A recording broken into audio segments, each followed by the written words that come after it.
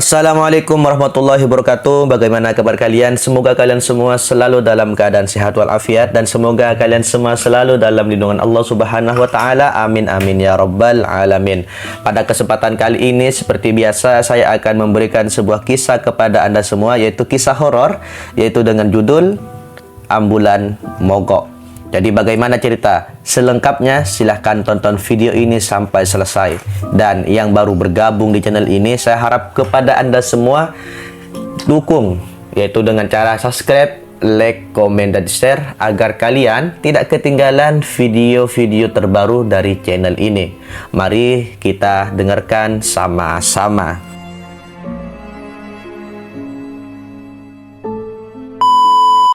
Langit sore itu tampak muram, diselimuti awan kelabu yang tebal. Rintik hujan mulai turun, membasahi jalanan kota yang lengang. Di balik kemudi ambulan tua berwarna putih, Pak Sahid, seorang supir mobil ambulan dan jenazah dengan pengalaman kerja 8 tahunan ini, duduk dengan tatapan kosong. Pria parubaya itu baru saja menerima tugas untuk mengantar jenazah seorang anak ke rumah duka. Pak Sahid melirik arloji di pergelangan tangannya. Jarum pendek menunjuk angka 4, sedangkan jarum panjang sudah melewati angka 12. Ia menghela napas panjang, lalu menyalakan mesin ambulan. Suara deru mesin memecah kesunyian sore yang sendu.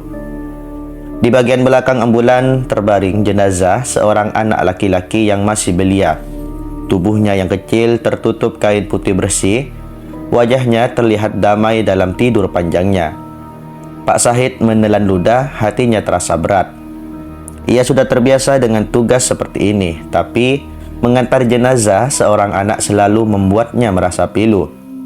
Ambulan mulai melaju perlahan, meninggalkan halaman rumah sakit yang sepi. Hujan semakin deras, membuat jarak pandang menjadi terbatas. Wiper bergerak tanpa henti, menyapu air hujan yang membasahi kaca depan. Jalanan kota yang biasanya ramai kini terlihat lengang. Hanya beberapa pedagang kaki lima yang masih bertahan di bawah terpal seadanya menjajakan dagangan mereka dengan lesu. Pak Sahid menyalakan radio, berharap alunan musik bisa mengusir kesunyian yang mencekam. Namun, suara musik dari radio tak mampu menghilangkan perasaan gelisah yang menyelimuti Pak Sahid. Ia merasa ada yang aneh dengan suara sore itu. Jalanan yang terlalu sepi, hujan yang tak kunjung reda, dan jenazah anak kecil yang terbaring di belakangnya, semuanya terasa begitu menyesakkan. Pak Sahid mencoba mengalihkan pikirannya dengan mengingat-ingat kembali wajah anak laki-laki yang akan ia antar ke rumah duka. Ia tidak mengenal anak itu, tapi dari raut wajahnya yang damai, Pak Sahid bisa merasakan bahwa anak itu pastilah anak yang baik. Semoga kamu tenang di sana ya nak, gumam Pak Sahid lirih. Ia kemudian mempercepat laju ambulan, berharap bisa segera sampai di rumah duka. Hari semakin gelap, dan ia tidak ingin berlama-lama di jalanan yang sepi dan sunyi. Setelah menyelesaikan tugasnya mengantar jenazah dan menyampaikan bela sungkawa kepada keluarga yang berduka, Pak Sahid kembali ke ambulannya. Langit malam telah menyelimuti kota, hanya diterangi oleh cahaya bulan yang samar dan lampu jalan yang redup. Jalanan yang tadi ramai kini kembali sepi, menyisakan Pak Sahid sendirian dalam keheningan malam. Dengan perasaan yang masih dipenuhi kesedihan, Pak Sahid menyalakan mesin ambulan dan mulai menyusuri jalan pulang. Hujan telah reda, meninggalkan genangan air di beberapa bagian jalan. Suasana malam yang sunyi membuat Pak Sahid merasa semakin gelisah. Ia mencoba menenangkan diri dengan mendengarkan radio, namun suara penyiar yang ceria tak mampu mengusir bayang-bayang kesedihan yang menghantuinya. Ketika melewati jalan yang sama, saat ia berangkat tadi, tiba-tiba Pak Sahid merasakan hawa dingin yang menusuk tulang. Bulu kuduknya meremang, seolah-olah ada sesuatu yang mengawasinya dari kegelapan. Ia mempercepat laju ambulan, berharap bisa segera meninggalkan tempat itu. Namun, tiba-tiba ia mendengar suara samar yang memanggil namanya.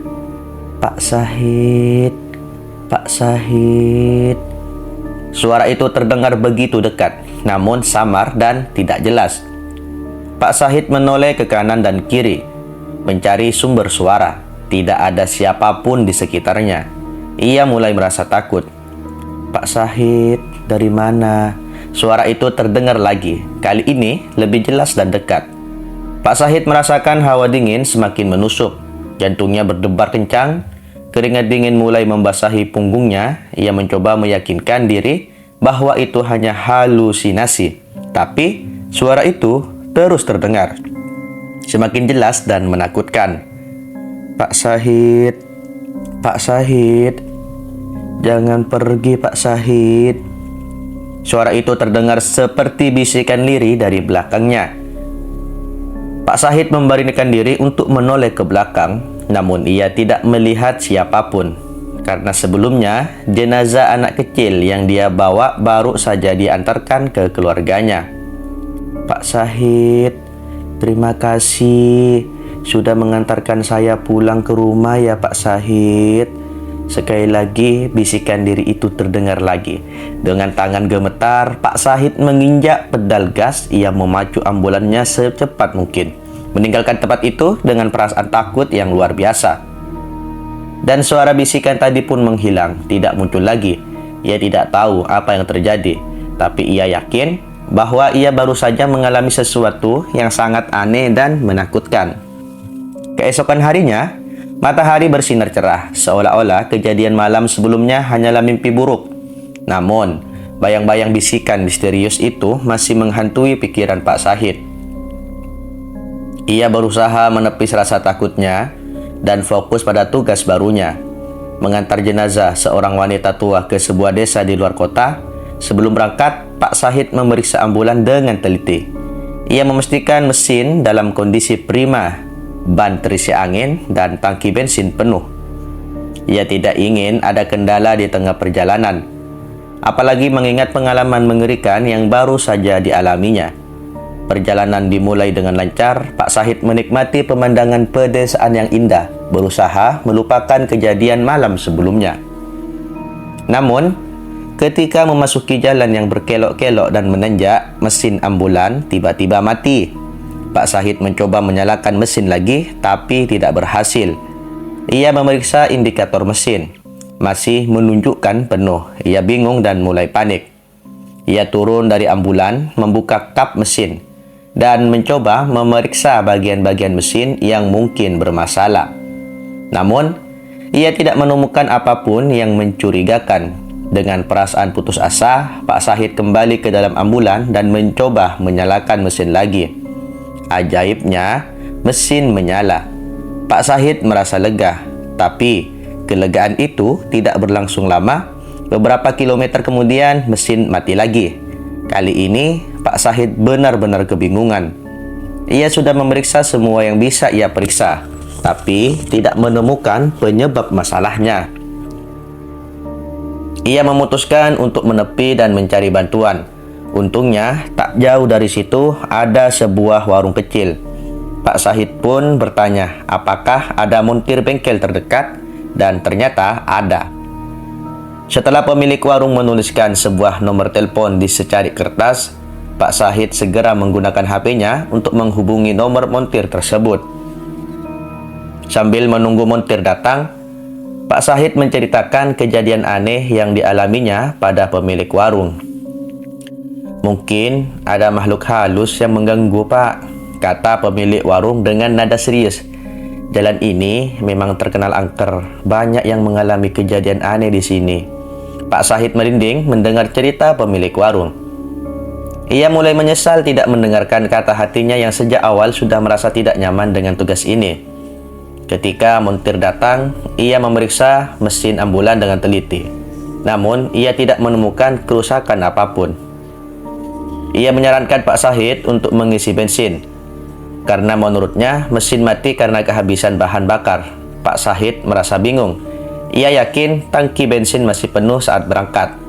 Tapi demi kelancaran perjalanan, ia mengikuti saran montir dan mengisi bensin. Setelah tangki terisi penuh, mesin ambulan menyala kembali. Pak Sahid merasa lega, tapi ia masih dihantui rasa penasaran tentang apa yang sebenarnya terjadi. Perjalanan berlanjut, membawa Pak Sahid semakin jauh ke dalam wilayah pedesaan. Jalanan semakin sempit dan berliku dengan pepohonan rimbun di kedua sisinya. Hari mulai gelap dan kabut tipis mulai turun menyelimuti jalanan. Tiba-tiba, lampu depan ambulan padam.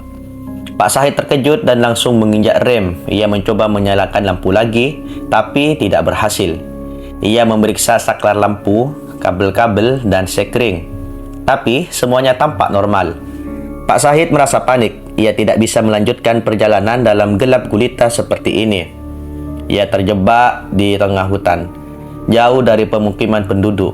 Ia mencoba menyalakan lampu hazard, berharap ada kendaraan lain yang lewat dan bisa membantunya.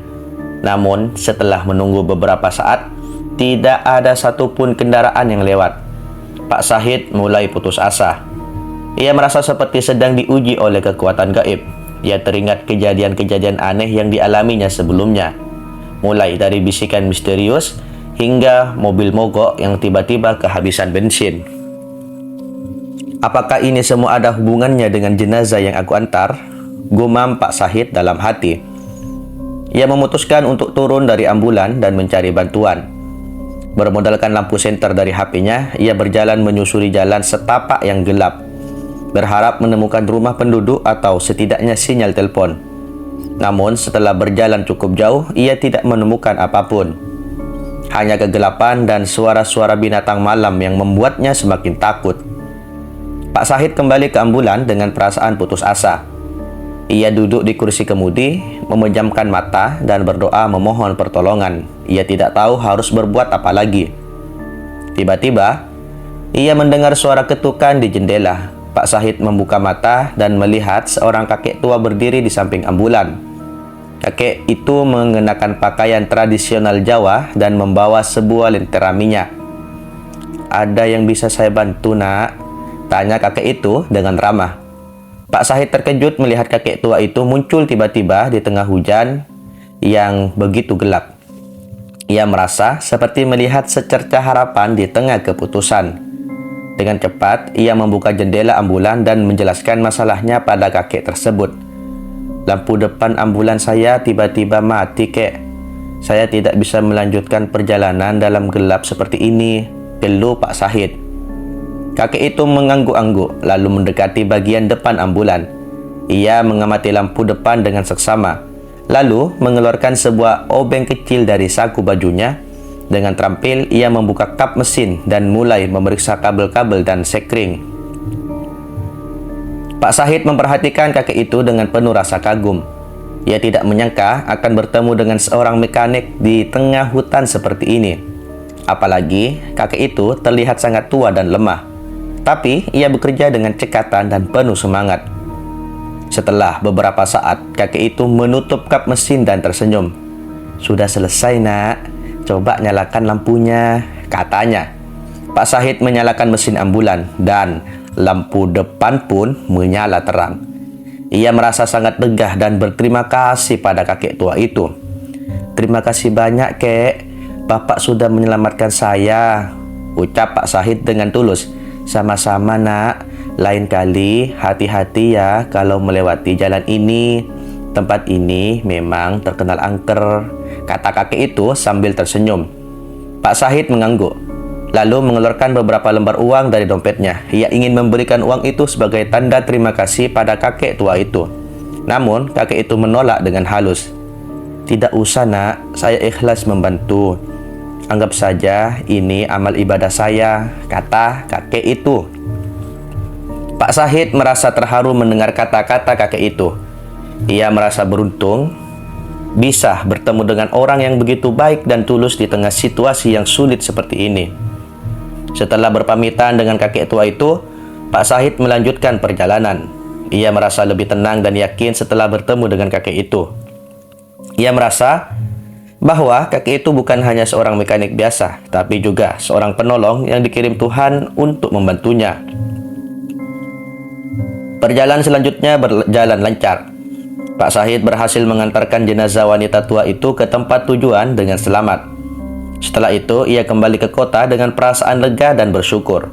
Kejadian-kejadian aneh yang dialaminya selama perjalanan itu meninggalkan kesan yang mendalam bagi Pak Syahid. Ia merasa bahwa ada kekuatan lain yang ikut campur dalam perjalanannya.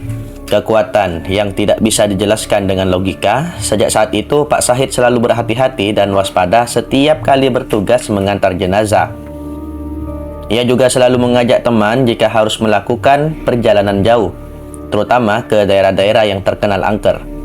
Ia tidak ingin mengalami kejadian serupa lagi. Meskipun demikian, Pak Syahid tidak pernah melupakan pengalamannya bertemu dengan kakek tua di tengah hutan. Kakek itu telah memberinya pelajaran berharga tentang kebaikan dan ketulusan. Pak Syahid berjanji pada dirinya sendiri untuk selalu meneladani sikap kakek itu dan membantu orang lain yang membutuhkan. Perjalanan terakhir Pak Syahid tidak hanya menjadi sebuah kisah horor, tapi juga sebuah kisah tentang kebaikan dan pertolongan yang datang dari tempat yang tidak terduga.